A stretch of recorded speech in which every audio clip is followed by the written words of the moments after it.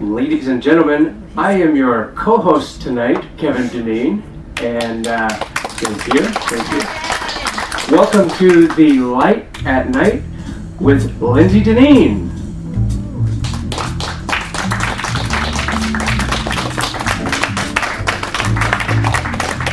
Hello, welcome back to The Light at Night. I am so excited to welcome you again to the show. Thank you for being here. Tonight we have a really fun theme. It is encounters. And that can span so many different things. It can go from, a random encounter with somebody at an airport that turns out to be a celebrity. It can be a crazy animal story where all of a sudden I won't give it away. Crazy animal encounter story. It can be something where you have this moment where you're in an art gallery and you see a painting, and for whatever reason that particular painting speaks to you in a profound way. We can have all sorts of unexpected beautiful moments in our life that might significantly alter the course of our life. They can change our trajectory, or they can just be really awkward. The moment where you might have waved at somebody who was waving at the person behind you, or you're in the grocery store and you happen upon a colleague or boss and all you have is ice cream and potato chips in your cart. We all have those moments. They can be silly, they can be happy, they can be awkward, but they're stories. And when we get to have those stories, we get to relive them with other people. And of course, that's the beauty of storytelling. It's the magic that we can spread and share with each other. Tonight's show is really fun. I'm super excited with all of our awesome guests. We have all sorts of different encounters to share with you today. Gus is going to share about his experience in Africa and some of the amazing different encounters he's had there. We have Debbie, who's going to speak about her experience in LA and all of the celebrity encounters that she has had. Woohoo! We are going to have Ollie talk about, that Ollie. We're going to have Ollie talk about his encounters in a very, very interesting venue and situation, and I'm just going to tease it that way. We have, of course, Randy talking about weird news, some very specific encounter-related stories, and we have Kit talking about also encounters for her own personal story, and then she's going to, of course, talk about Speaker's Corners. It's a really nice, diverse show tonight. Thank you for being here. We are going to kick things off with some encounter stories that Kevin and I would like to share, but before we do that, we are live on board the Villa Vie Odyssey. We are so excited to be here doing our late night talk show. And then this will also be, of course, recorded and broadcast across the globe. So we will get started, and shall we begin?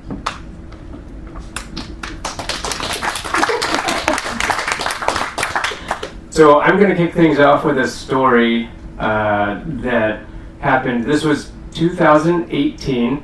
In 2018, Lindsey's mom actually decided to take the entire family on a trip, an international trip. It was my first time traveling internationally. I had never left the United States until 7 years ago, and man, did I get the bug!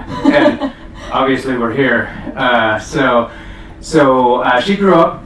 Lindsey's mom grew up in South Africa, and she wanted to take the whole family on a sort of tour of all of the places that she was when she was growing up. So 2018, my first time being out of the country at all, so every step I took was something new. I was even just amazed that, Ford makes this car? I've never heard of this. And Ford makes it? Like every little thing, and every little thing that I saw was just new and interesting. Well, one of our stops was at a nature preserve called Leopard Mountain, and when we make our way around that, we're going to try to see if we can set up an excursion and go visit this place. It was magical. But our first night, they explained, hey, there are wild animals. They're going to avoid humans, but sometimes they might not. So be careful, and walking at night, make sure you have a buddy, and make sure you have your flashlight, and that kind of thing. And so I had just gotten these new cameras. One was a 360 camera that recorded, in 360 degrees, and it was kind of new at the time, and an action camera. So I thought I was going to go ahead and set up these cameras outside, down away from where our cabin was, or whatever you call that. So I set up these cameras, and I'm thinking, oh man, this is going to be great. I'm going to capture this wildlife coming up to the camera. They don't know that the camera's there, so I'm going to capture some really good stuff.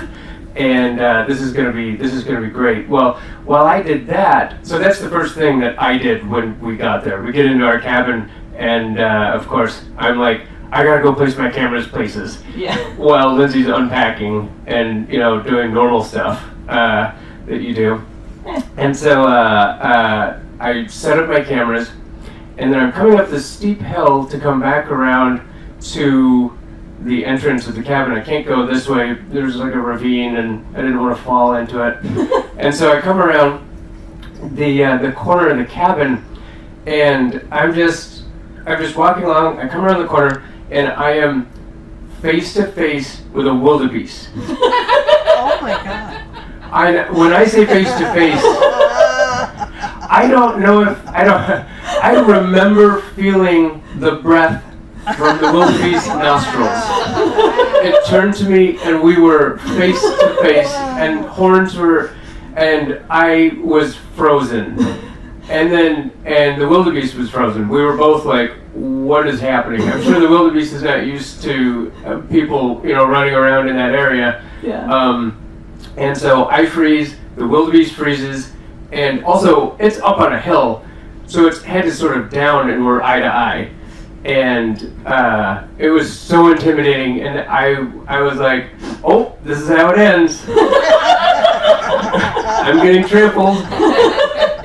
And there was a noise off to my left, the wildebeest's right, and it catches its attention for a split second and turns its head, and I take off to my right, and I go running as fast as I can, and I'd like Lindsay to chime in now with her part of the story.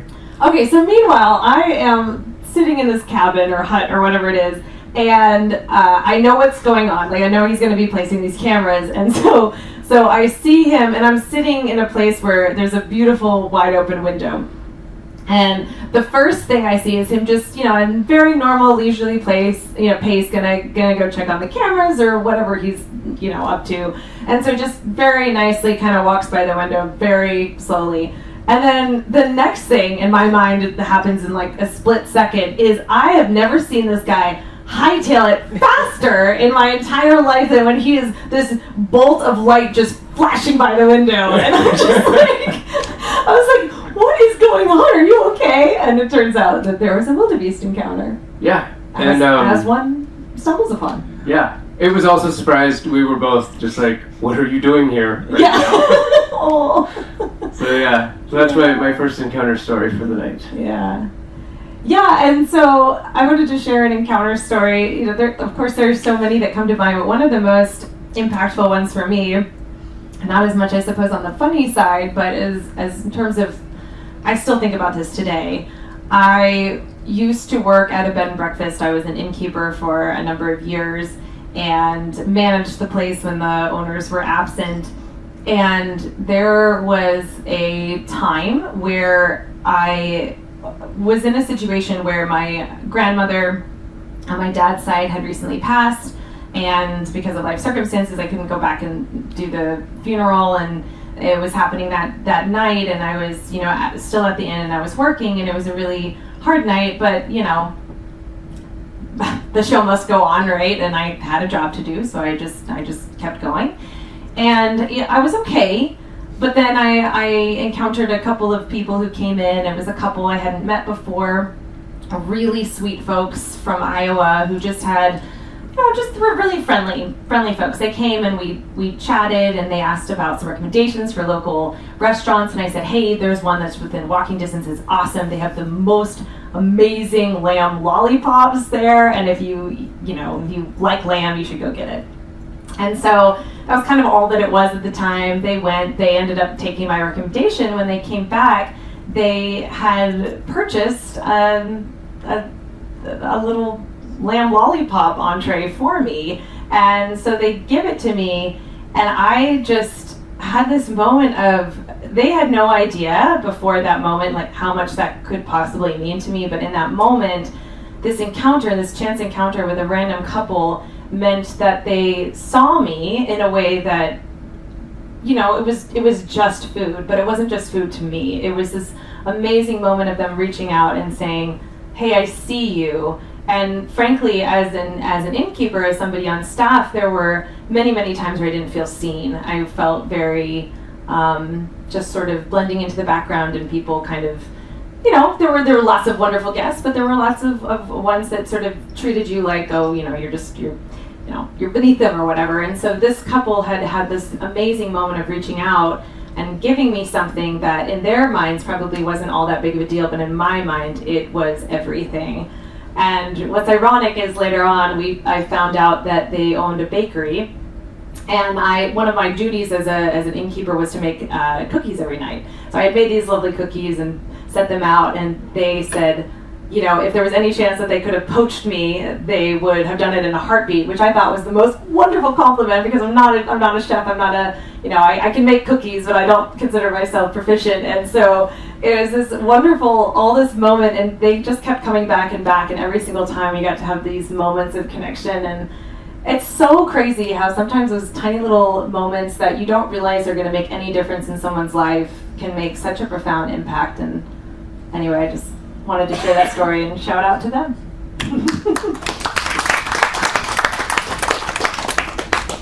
And then I have one more story to share about encounters. This was an encounter with a new culture, and on our first show we talked about firsts and how I really enjoyed my first time to Japan, and I was just blown away at how polite everyone was and accepting. And we even had someone who spoke very little English say, "You are welcome here," to us, very specifically. And that whole thing kind of blew me away. But what really topped it and got us kind of both teary-eyed almost was, we were at an aquarium, and this aquarium had a massive tank that took up, I think it was at least 2.5 stories, maybe 3 stories. And they were going to be putting on a show where all of the, I guess you'd call them minnows, or the smaller fish would swim to music that they played. What? And it was really an amazing sight. And what's even more amazing than that, though, was when the show started, or was about to start, everyone up front sat down on the ground. Adults, everyone. And I was just blown away. I was thinking what I'm used to is people fighting and trying to get their kids up front, and they don't care if someone can't see behind them.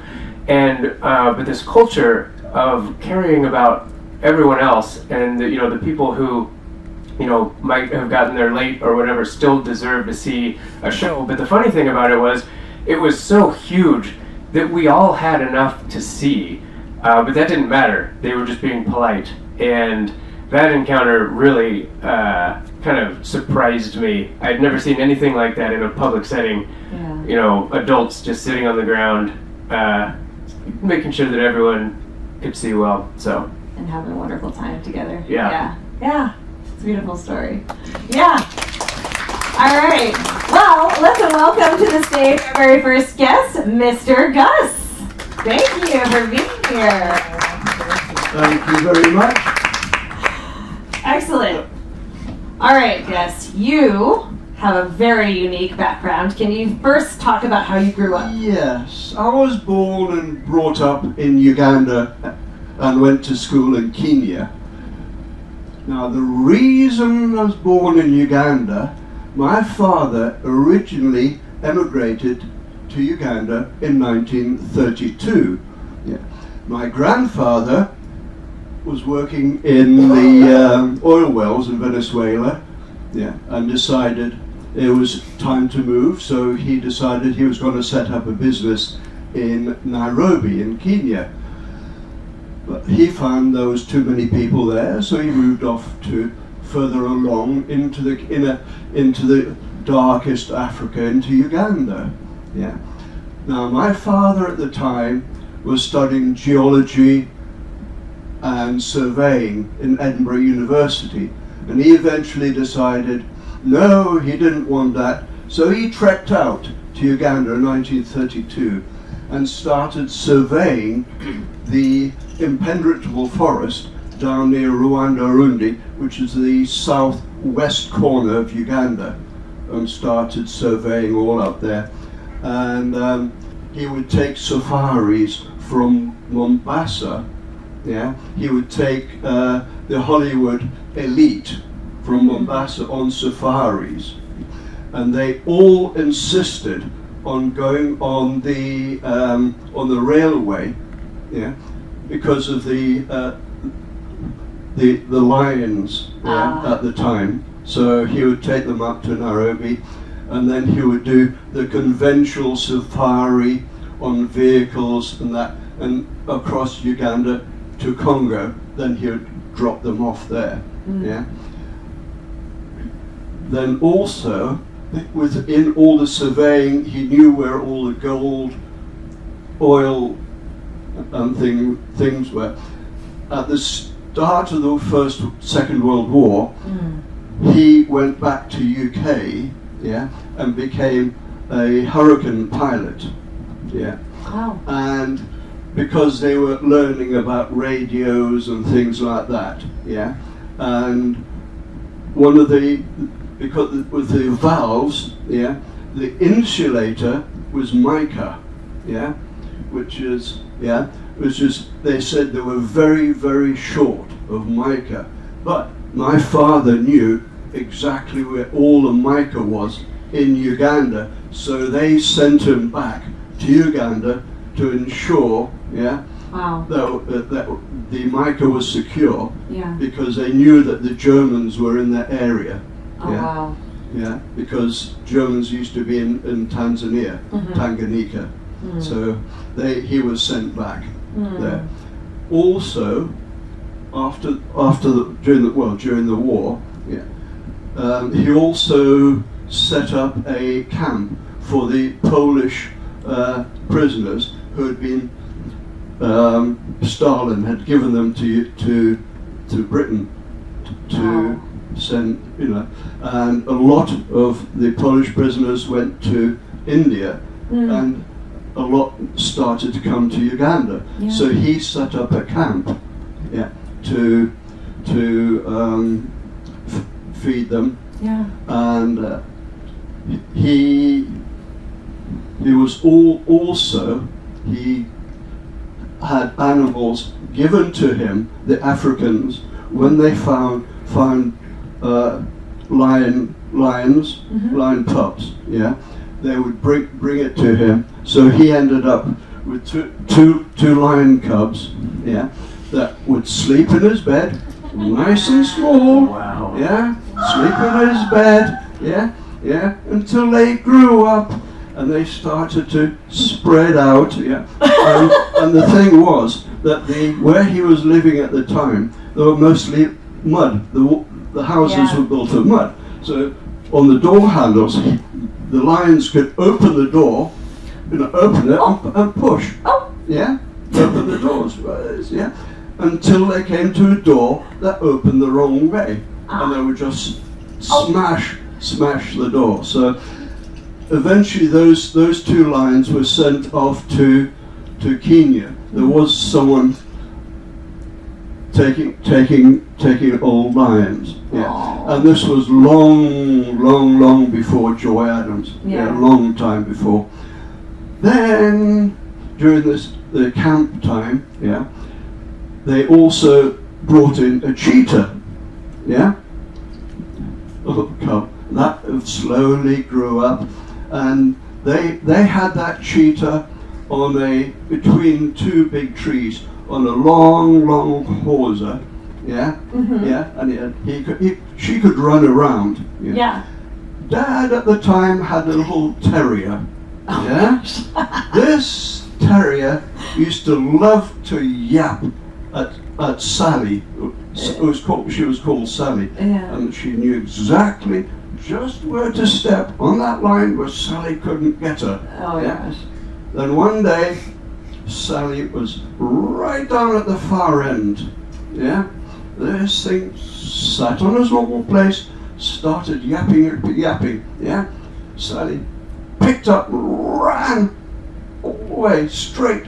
Yeah, got to the end of the cable. Yeah, cable cord, did a complete somersault, broke the collar. Uh-huh. Yeah, and started chasing the terrier. Oh. This terrier could turn a little bit faster than Sally could.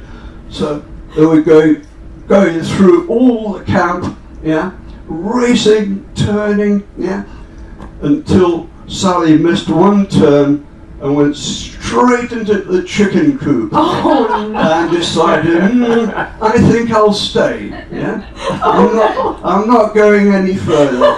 That dog never ever yapped at anyone else ever again. Oh my gosh.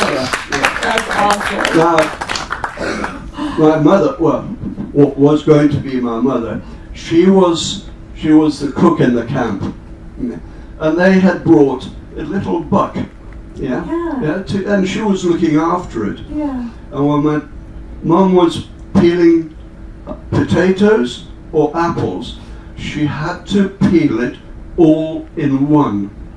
If there was a break, yeah, that buck would knock her off, yeah, because she was watching. Yeah, she had to peel it exactly all in one. Okay. Yeah. Yeah. But, Oh my goodness. but then, talking about going to school, where we lived were only 5 other Europeans. Yeah. Yeah. So we had to go to school in Nairobi. Yeah. Yeah. And there was a special train set up for all the school kids that used to go to school in Nairobi. There were 3 other big colleges, yeah, and the girls' school. So that train was exactly the same as Hogwarts train. It was exactly, even to the extent of pulling down the bunks, 4 bunks in a cabin. Yeah. Now, also, I don't know who started it, but we started having, someone had condensed milk and someone had tins of sardines. And we used to dip the sardines into the condensed milk and eat them. We thought it was great fun. Right. Yeah, yeah. And it was?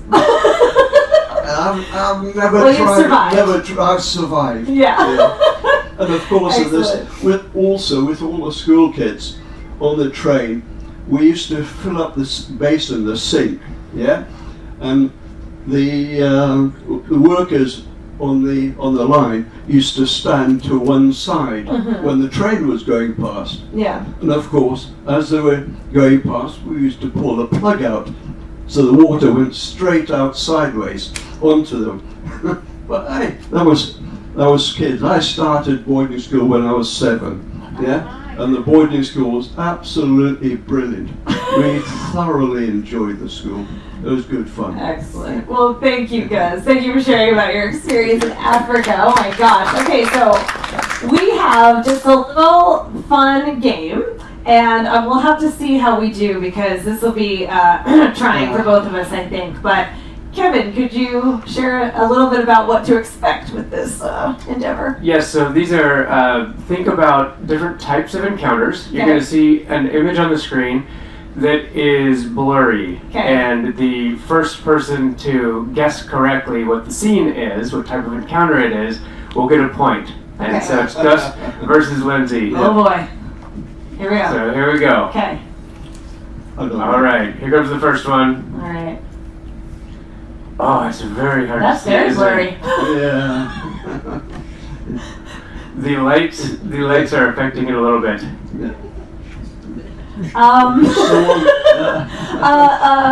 Someone this is making a heart, yeah, with their hands in the middle there. Okay. Yeah. Yeah. Okay. Which the entire scene is a crowd that I don't know if it's gonna. The judges are saying that time is up. There are at least two people there. Yeah. Close. So this is an alien encounter. All right. Well, it's very cute. Okay, here's the next one. Oh gosh. Okay. I feel like like an animal, maybe like a little I don't know, rabbit, not a rabbit, like a someone kneeling down I'll give you a hint. with a white cloth over the back. Okay, we're getting close. Here's a hint. What is green at the bottom should actually be red. Oh wow. Oh, yeah. That's a hint? That's a hint. Oh. Okay, well, here we go. Oh for 2. This is a red carpet. And so it's a celebrity encounter. Alright, celebrity. Alright. Okay. Alright. One more. Here we go. Oh Lord. This is a turtle. That's Someone with a very bad haircut, by the look of it, with rolls on the side of their head. Okay, I guess I could see that. I'm gonna guess a turtle. Like that's the little head, and that's the shell, and then maybe that's the hair. Maybe he's competing against the hair. The judges have decided to give you the point. It is a dolphin encounter. Oh my word! Okay. Very blurry indeed. Oh, okay. Thank you. Okay, so and this one is kangaroos. Okay, judges. A whale. I like that. Like a whale tail. Whale I like tail. that. There we Yeah. go. Tail.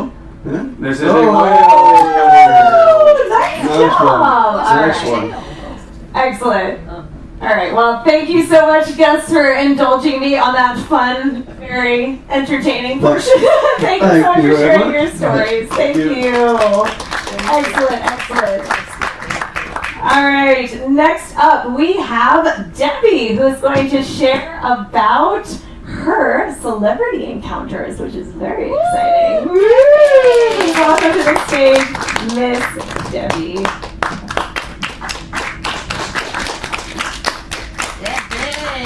Woo-hoo!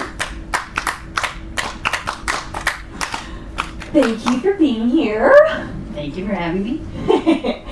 All right, Miss Debbie, you have a very interesting background. So can you share a little bit about growing up near Hollywood and how this all came about? Well, I actually didn't grow up near Hollywood. Oh. I grew up in upstate New York, Ah. where when we were young, our first encounters in autograph collecting was with athletes, Yeah. sports teams, because we lived near Cooperstown. Okay. So we had the Baseball Hall of Fame every year, and the teams would come and stay at a hotel that was like a mile down the road from our house. So we would go and hang in the lobby and get all the team. And we did that also with, because I actually worked at that hotel later on. So we got like the Harlem Globetrotters when they were Yeah. there. And George Foreman was there to train for a fight he was going to have with, I think, Muhammad Ali. And he allowed any of us that wanted to come and train with him to train with him, so got to meet him. So anyhow, that's how, when we were young, started. And then after I moved to California upon graduation from college, then I was working at a school, and somebody at the school knew that I was a big X-Files fan. And so they came and they said, you could go down there and you could be an extra on the show. And I was like, okay, where, when, just tell me. So I went down and I got to be an extra for 2 days. And while you're there, you spend a lot of time just doing nothing. Yeah. And people talk, and they were like, well, if you're a David Duchovny fan, you should come to this premiere that he's having this weekend. So I'm like, okay, I can do that. So I went to the premiere, and again, you meet other people, and over the course of a few events, the third event I went to was a movie premiere with Brad Pitt, and it was when he was with Jennifer Aniston. Uh-huh. And I met this woman and her young daughter. They had moved from Texas to California so that the daughter could pursue an acting career. Yeah. Anyway, Marianne, the daughter, loved Brad Pitt. Just loved him. So when he walked by on the red carpet, she just started to cry. Oh. And his security people saw it, and so did Brad, and he sent them back to get her. And they lifted her up over the barricade and put her on the red carpet so she'd get her picture taken with him and stuff. Oh. And I had my camera and I was taking pictures of the whole thing. Well, her mom, has become a great friend of mine, but her mom asked me if I would give them the pictures. Yeah. And I said, well, give me your email address and I'll send you, the copies. Yeah. So that's started. And so then after they liked the pictures enough that they then started inviting me to everything. Oh my gosh. And to the point where I've been to the Golden Globes about 16 times. I've been to SAG Awards about the same amount of times. I've been to the People's Choice Awards. I've been to the American Music Awards. And taken pictures at most of those events. And there's other events we've done periodically, randomly from here to there, but so that's how it started. That's amazing. Okay, first of all, what a cool beginning. Thank you for sharing about that. I love that. So you have then had many opportunities to meet some celebrities, or at least have brief encounters with them. What are some of the most surprising stories that you've encountered so far? Well, it's interesting when you say chance encounter because you think it's just a real brief, quick little thing. And some of them are. Sure. For example, I went to the premiere of The Notebook. Yeah. And we went inside. I love premieres because they gave me free popcorn and soda. I love them. So we went inside, we saw the movie, it was wonderful. Yeah. We come out into the lobby, and James Garner, Gina Rowland, Ryan Gosling, and Nicholas Sparks are all standing there talking.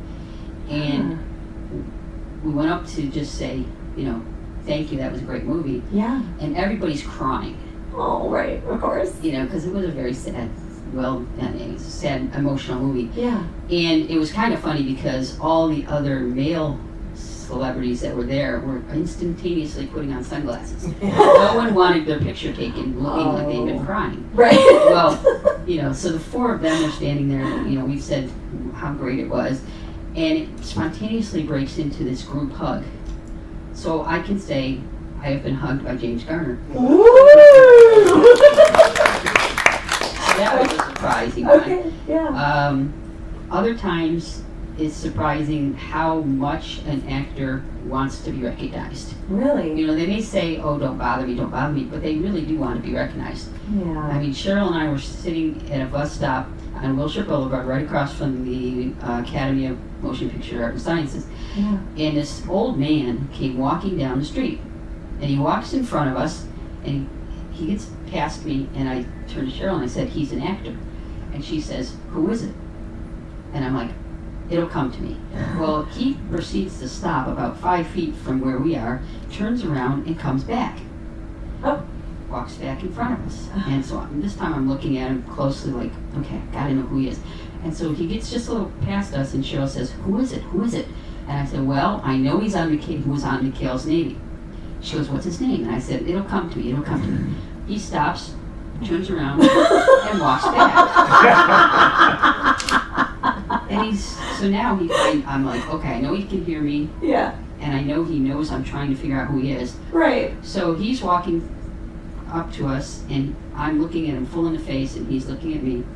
And he walks by us, and he gets a little further, and I look at her and I say, okay, he was one of the Navy men in McHale's group, Okay. and he was a magician. And she's like, what's his name? And I said, okay, it's almost there. I've almost got it. He turns around, comes back. And I'm like, okay. And all of a sudden, he's just in front of me, has just walked by me. Yeah. And I said, Carl Valentine. That's who it is. Yeah. So I say, hello, Mr. Valentine, how are you? And he turns, biggest grin on his face. Oh. And he says hello to us, and we exchange a few other words, and then he proceeds to turn around and proceed on. He just wanted to know that somebody remembered him. Yeah. And that somebody recognized him. Yeah. And so that was also really cool. Yeah. Really, really cool. Yeah. But, and then I guess one of my favorites and is a chance encounter that was not a quick thing. Mm. It actually took over 20 years Wow. to work itself to its conclusion. Okay. And that was when I first moved to California in 1983.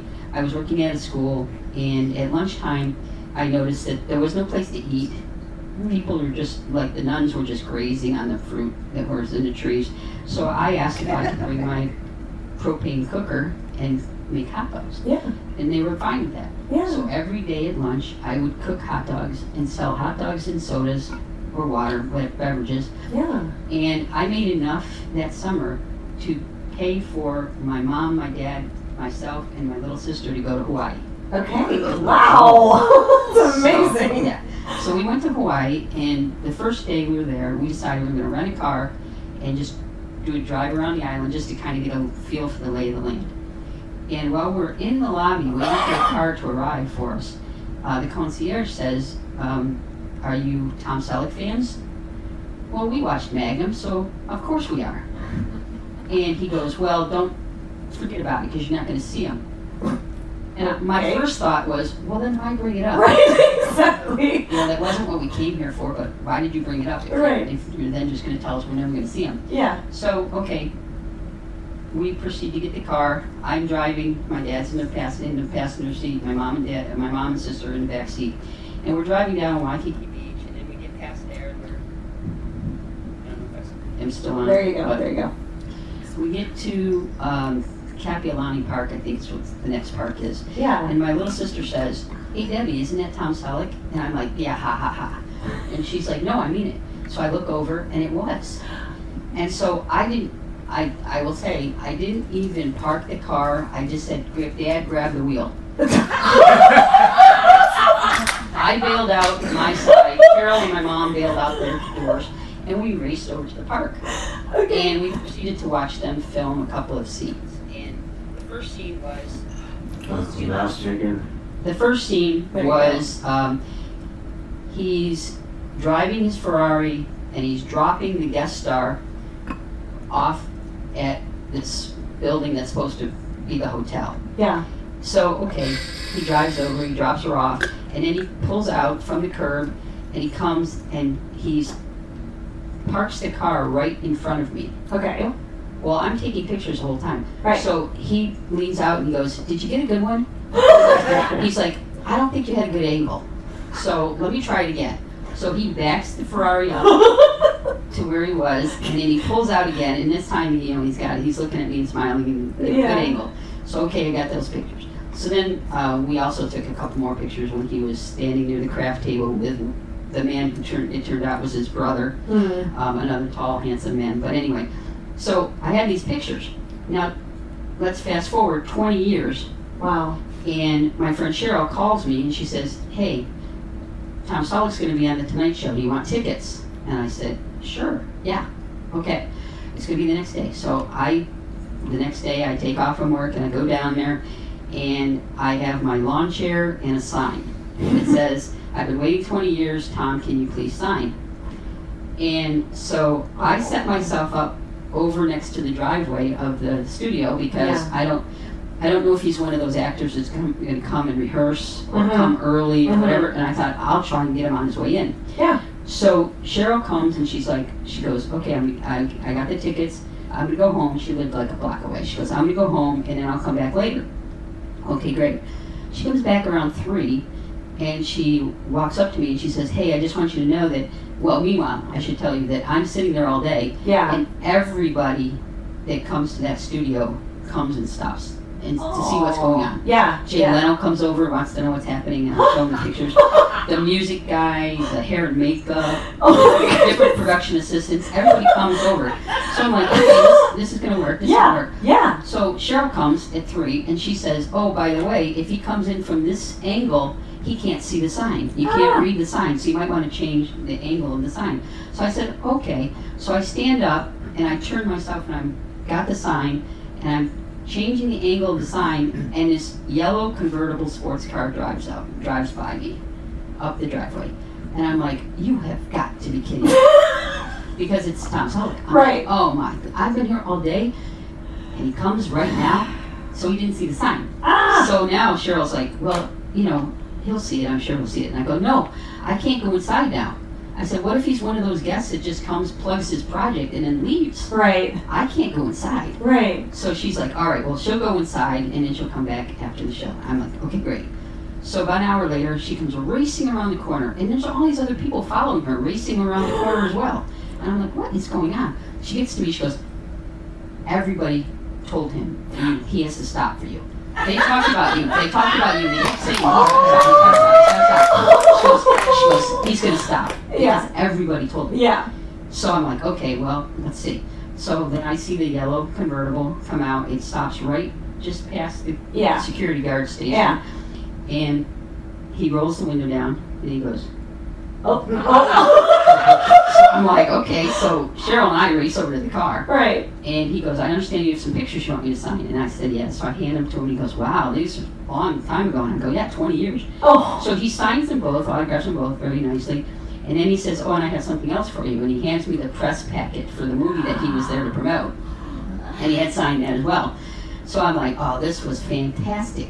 Well, it doesn't end there, though, because later that week, he was doing a Q&A at the Screen Actors Guild building. And my friend Marianne is a Screen Actors Guild member. Sure. So she was going to it. So we dropped her off there. And, you know, we thought, well, maybe we'll see him when he comes in. Yeah. And so we're waiting, and we realized, we were looking at the clock, and we're like, okay, he's running late. Yeah.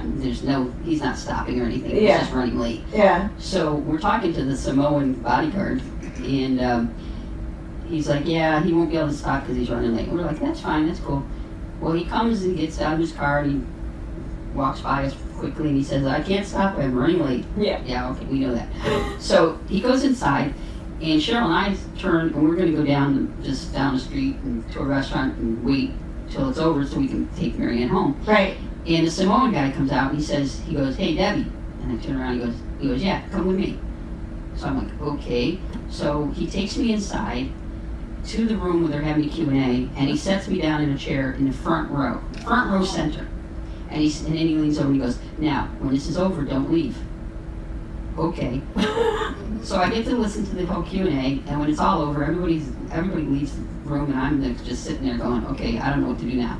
So I go, and I open the door to the hallway, and I look out, and I can see Cheryl at the door. So I go, come here. Yeah. So she comes in, and we're both in there, and the Samoan guy comes, he goes, okay, follow me. And he takes us to a reception. Oh. It was a reception for Tom Selleck. So Okay. we got to greet him again. And so I'm like, okay, this is just off the charts weird. But that was number 2 in that week. And then on the weekend, I'm down, visiting Marianne and Cheryl, and we're just driving down in North Hollywood on Langershim, and we see something happening at the Television Academy. Yeah. And we don't know what it is, but you never know. So we're just like, okay, let's just stop and see what it is. Yeah. So we do. And as we're walking up to see what's going on, because there's this big line of people all lined up to go inside, this other actor whose name is Anthony, I can't tell you his last name, I've only ever seen him in one thing. Okay. He was in the Bonnie Hunt show, which I love Bonnie Hunt, so we had seen a taping of that. Sure. And so we had met him then, and Tony's like, come over here. Okay. Okay. We go over and he goes, I want to introduce my family. So he introduces us to his wife and his kids. Okay, fine, we've only met you once, but okay. Yeah. Hello, nice to meet you. The car pulls up, and it's Tom Selleck getting out of the car. Tony calls for him. Wow. He says, Mr. Selleck, you have to come over here. I have people I need you to meet. Yeah. Well, he does. He comes over. And so we're like, okay. Yeah. And he looks at us and he smiles again, because, we've just seen each other twice now in a week. Sure. But he poses for a picture, and it's a movie. Oh, now I will say, I'm not exactly fond of the picture because he doesn't have his trademark mustache, because it was a movie where he played Dwight Eisenhower. Okay. So Yeah, well. he's clean shaven and Sure. hair back and all whatever. But it was a picture with him. And so over 20 years, that I had waited. Yeah. Then in this week, I Yeah. got to see him 3 different Oh times. my gosh, what a full circle moment. Thank you. Well, I think we have a couple photos from some of your encounters that we can share. Hopefully, they'll appear just brilliantly. Oh, Yeah. yeah.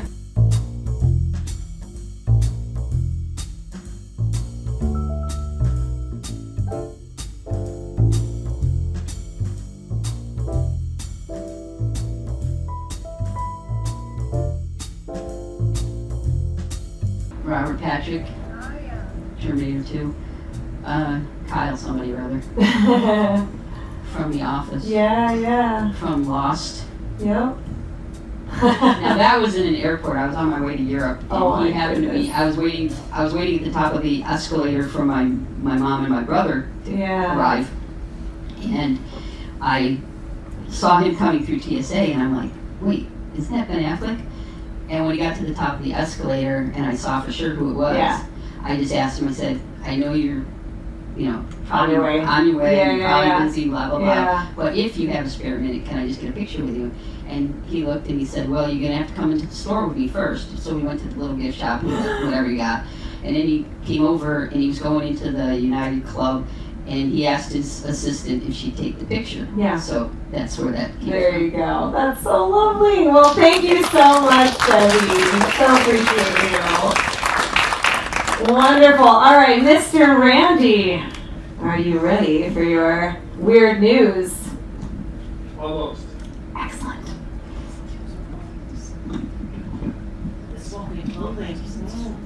Right? Yeah, we have to swap microphones. I know. All right. What are our weird news for the week? Well, I have to tell you an encounter story first. Excellent. Please do. There was a thing that went around on Facebook some years ago where you were supposed to put a big list of celebrities and say, guess which one is real. Okay.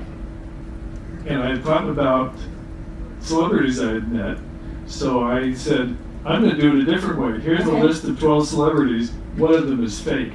Oh, okay. So I'll tell you the story of one of the real ones. Okay. I just happened to be at Universal Studios tour when they had a brand new event opening, Mm-hmm. which was a Star Trek experience. Oh. And they would pull people out of line to be in a little movie that they would make Yeah. of this silly little Star Trek scene. Sure. And they pulled me out and put me into an engineering uniform along with several other people. Mm-hmm. And we're sitting behind the scenes, Yeah. and this is the premiere, Yeah. and there's some celebrities there, Okay. including Gene Roddenberry Yeah. and others. Right. And while we're sitting backstage waiting to go on, this guy pops in to visit with the engineers, Okay. Jimmy Doohan, Oh. otherwise known as Scotty. Oh. Yeah. And all of these people that are in engineering uniforms are afraid to approach him. He's standing there by himself. Oh. And I said, I'm not afraid. So Yeah. I went over and just to say hi. And if you just treat a celebrity like a real person, they're happy to talk to you. Yeah. If you're fawning and being crazy, Yeah. So Yeah. just treat them like a real person, and they're very nice to you. So, Good to know. Pro tips. so I have two stories tonight. Okay. One from my archive from August 1995 about an encounter. Okay. Back then I titled it, I'll See You in Court. Boring. If I was going to do it today, I would title it Anti-Christian. Oh dear. Okay. Yes.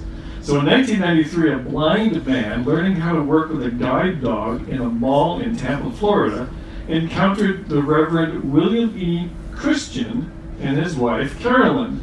The dog tried to steer him around the couple, but apparently confused, the man stepped on Carolyn's foot, breaking her toe. Witnesses said Mrs. Christian made no attempt to move out of the way, but that didn't stop her from suing the guide dog school for $80,000 for medical bills, pain, suffering, humiliation, and disability. Reverend Christian also sued for $80,000 for loss of his wife's care, comfort, and consortium.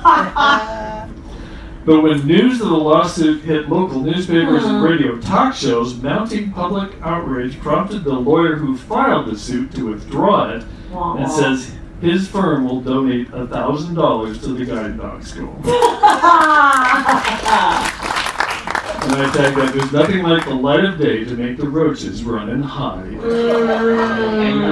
The light at night. Yeah. So then I have a story that I wrote today for my newsletter this week. Okay. Also an encounter story, the kind we all try to avoid. Ooh. One with the police. Oh.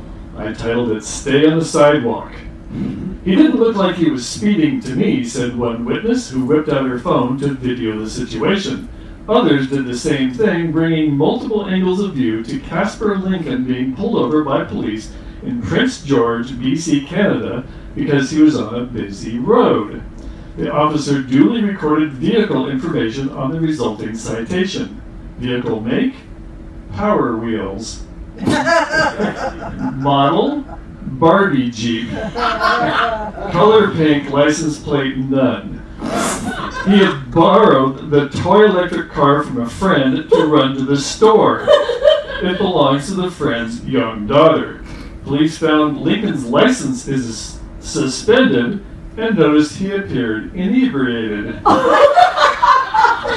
Lincoln allegedly admitted he was drunk and was arrested. The reporter asked him, does he have any advice for others? Don't drink and drive, he replied. And I say for the little girl, never lend your car to oblivious. Excellent. Thank you, Randy. Oh, my word. Unbelievable. All right, next up, we have Kit to share a little bit about Speaker's Corner. I know. This is going to be so much fun. Okay, great. I wasn't sure what kind of encounters you were talking about, so I came up with the third kind. Excellent. I was, I think, in high school still, when I was going out to a subdivision that was, you had to drive through the country to get to. Okay. And I'm driving along at night, and I noticed out the passenger window a light. Yeah. And I thought, there aren't any airplanes around here.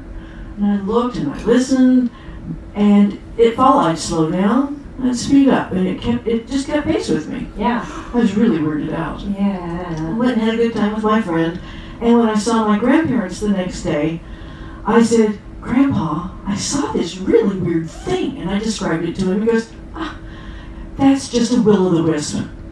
And he just shrugged it off as something everybody sees all the time. Okay. I've never seen another one since. But Grandma and Grandpa used to see things when they go out camping and hunting and fishing and stuff in the mountains where there are no roads. They claimed UFOs. Oh. See, even my grandparents were well connected.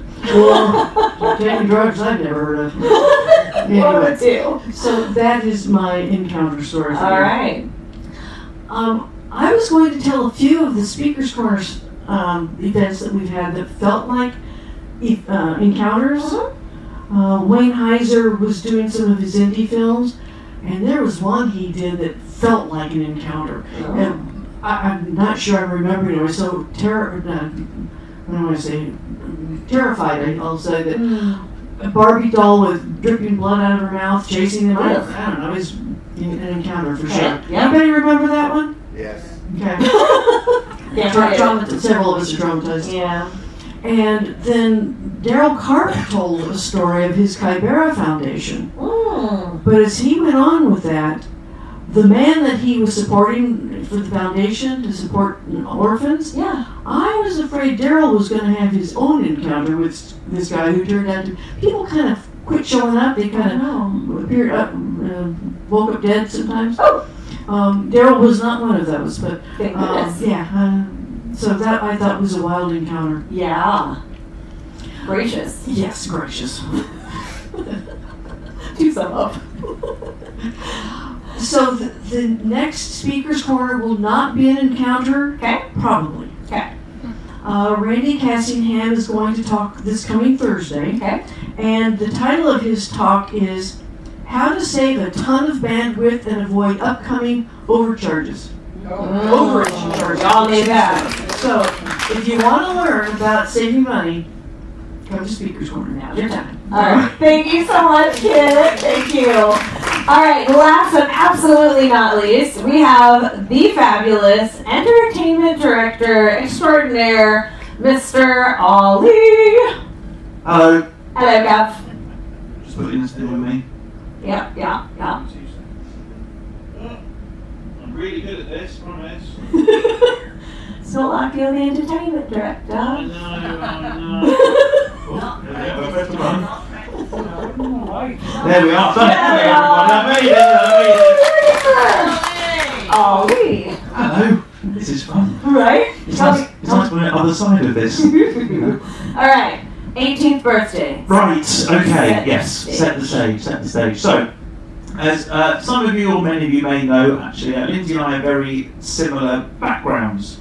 Did anyone come to Lindsay's talk last night? By the way, well, to an extent, I was. Yeah, in a previous life. Yeah. So I, like you, also started dancing at the age of 4, and was in the studio for countless years. Happily retired now through injuries, but there's another story for another day. And I used to be up in London on a Saturday as an associate at a big ballet school, and doing classes all day, all nights and everything. And had one of my teachers there, who's a great teacher, well known around the UK. And unfortunately, he passed away. Yeah. But at a very good age, at a very good innings, etc. And I was lucky enough to be asked to go to his memorial service, which happened to be on my 18th birthday. Which, obviously, I know in the States 21's the big age, in the UK 18 is the big, so that's the big age, everything's legal, etc. kind of thing. So I spent my 18th birthday in London at St Paul's Cathedral in Covent Garden. And it was a very nice service, etc. Yeah. Anyway, he was the teacher in question was very well known, and there was lots of very well known people from the ballet world at the service. Yeah. And one of them was at the time the director of the Royal Ballet, whose name is Dame Monica Mason. Again, very. She was a principal in her own right for the Royal Ballet, and went to choreograph, and then was the director for I think about 10 years or so from 2002 to 2012, and nobody could get near her. The whole time. She was. They were very close between the two of them, so it was very personal to her anyway. And I knew a lot of people there anyway who I'd either done classes with or was training with at the time. And at the end of the service, we're all outside and having a nice chit chat and we get together and having a talk, and I just suddenly felt a pat on the back of my shoulder. And I turned around. There she is. There is Dame Monica Mason, and she had been told I went up to the service with my dance teacher, who is very forward, as many ballet teachers can be, as you all know, Lindsay, and had clearly got found her and gone, by the way, one of my boys is here, etc. It's his 18th birthday, will you go and give him a happy birthday message? Naturally. So again, tap on the shoulder, turned around, there she was, right in front of me. I believe it is your 18th birthday today, young boy. Happy birthdays. And off she went. But that's it. But what do you do? It was an encounter, to say the least. It was something I was not expecting on my 18th birthday. And within the scenario, the situation of being at a memorial service was quite something. Yes. I do have another encounter which is more light-hearted, if it helps. Yes. So this is actually quite good because it is while I've been at sea for 10 years now. In fact, 2 days ago was my official 10th anniversary of actually joining a cruise ship for the first time. I'm feeling very old. So this must have been, I believe, it would have been the 2017, I think this was. I was I was on a different cruise line, and the turnaround port every 2 weeks was in Tenerife, in Spain. We had an overnight in Tenerife that night, and it was in the build up to Christmas, and I was part of the show team on board, one of the dancers on board. We were a team of 10, and we're all doing. Do you have Secret Santa in the US? Secret Santa. I just have to check this. I get told every day, you don't have that in the UK, you don't have that in the US. especially at trivia, you know who you are. Yeah. And Kathy. Not Kathy. And so we were in Tenerife for an overnight, and I think a few of us went out, and we thought, oh, what we'll do while we're here, and some of us will sort of separate off, and I'll go and get my Secret Santa present. Yeah. And I got one of the female dancers. Yeah. I was thinking, what on earth can I get? She was quite a big fan of Disney, and she was a few years older than the rest of us, not like ancient, like it's like a couple of years older. And she liked sort of like, when we would all be like in the crew bar in the evening, she'd be back in the cabin, sort of watching a movie or something, etc., etc. And I thought, I'll have a look. And I happened to find in a store a pair of slippers that were frozen theme, and like overlap on the thing. So I thought, perfect. Yeah. Anyway, while I was in this store, I could hear in like a few sort of rows down this really deep bellowing voice, and it's the kind of voice that you know only one person has from your past, and it's a voice that you would always never forget. Okay. And it happened to be, and I thought, I really recognise this. Yeah. So I thought, it can't be, it surely can't be. And it's getting closer and closer and closer as it's walking into the same aisle as where I am. I look over and it is who I think it is. It's happened to be my 14-year-old geography teacher from school, who also was in charge of he was the first 15 rugby coach at school. So he was this absolute sort of built like an absolute fridge, terrifying individual when you are at an all-boys school. He would teach geography at an age, but also said he was in charge of the first 15 rugby sides. Right. Was a real presence of a man. Had this deep bellowing voice. Yeah. And it's one of those voices that I'm sure everyone has that from their past. Who you hear, you know exactly for that second. You know it's only going to be one person. Uh-huh. Yeah, and absolutely, definitely still fear to this day. And I looked down and thought, it is him. And I hadn't seen him, and I never saw at that point in 2004. I hadn't seen it, this is probably about 13, 14 years after I left school. And I went over and he was there with his family. And I'm really sorry, this is again in the middle of Tenerife. I had these frozen slippers in my hands, and it's not the best thing to do. I'm really sorry to interrupt. Yeah. I said, I said, you probably don't remember me. I used to you taught me geography about 15 years ago. And he went, oh yeah, I remember, yes, you. And he said, how are you doing now? All this kind of thing. Had this great conversation. Stood in the middle of Tenerife with these frozen slippers. But it happened that it found out that his daughter and her husband had repatriated to Tenerife, and they used to go over every Christmas to spend Christmas with them. So they were there and happened to be around with the young family. So that was a more light-hearted encounter. Yeah. So it was really. Yes. It was something.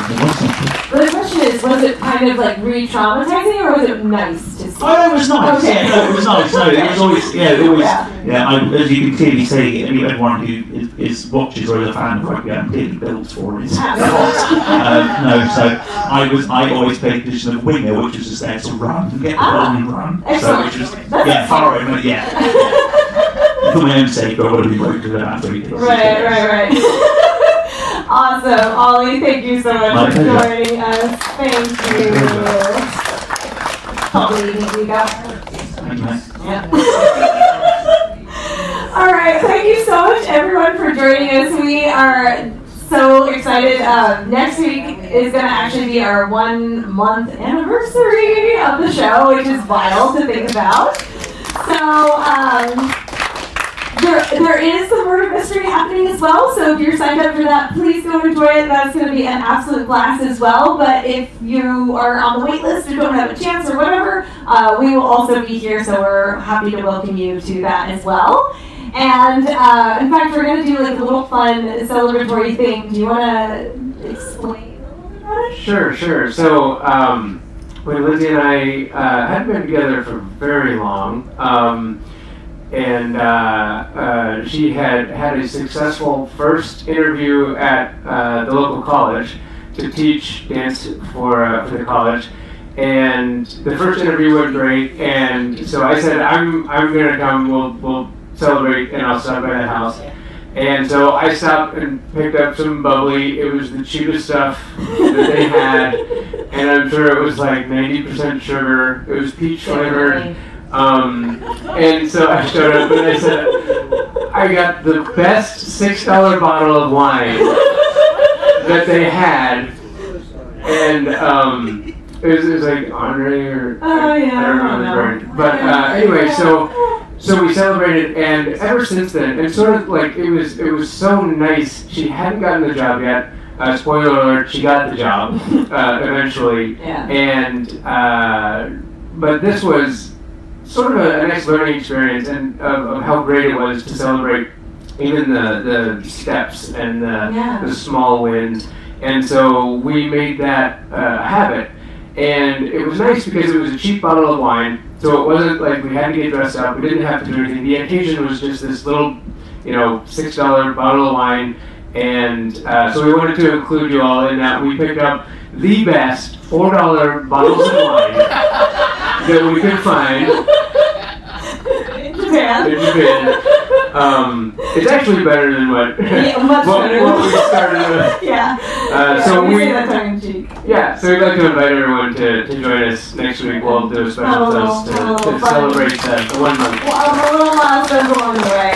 Yeah. I think we all celebrate the big wins, and sometimes you forget that, every little step that you take that gets you closer to your dream is important along the way too. Anyway, thank you so much for joining us. No matter how you choose to spend your week, where you explore or who you interact with, shine brightly because the world needs your light. And I would love to invite the cast from tonight one last time back into the stage so we can have a proper thank you, and then thank you all so much for coming, and have the best rest of your evening. Thank you, thank you, thank you.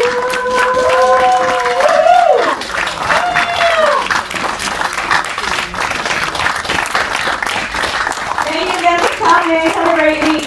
Cheers.